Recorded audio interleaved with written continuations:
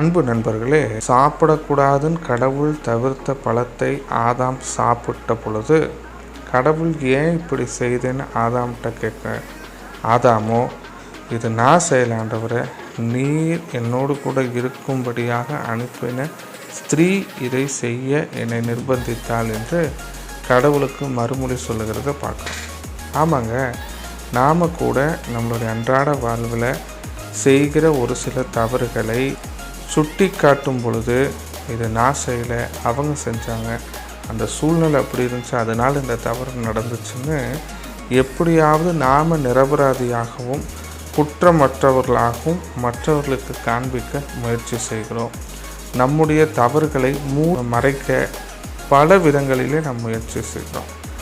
இதனால் நமக்கு என்ன பிரச்சனை ஏற்படுதுன்னா, நேர விரயமாகுது, பகை ஏற்படுகிறது, நம் மனது அளவிலே சோர்வடைந்து விடுகிறோம்.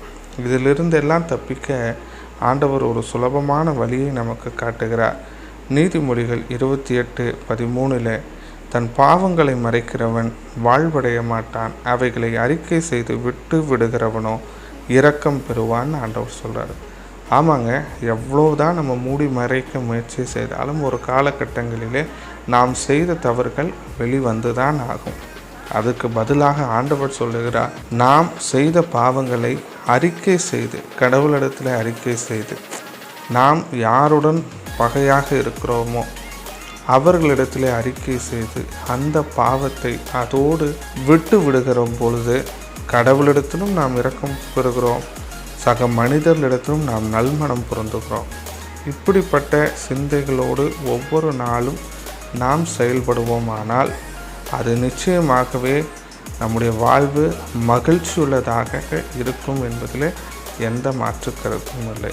அப்படி வாழ்வோம், கடவுள் நம்மை ஆசீர்வதிப்பார். இப்படிப்பட்ட வீடியோக்களை தொடர்ந்து பார்க்க சப்ஸ்கிரைப் பண்ணுங்கள், கமெண்ட் பண்ணுங்கள், லைக் பண்ணுங்கள்.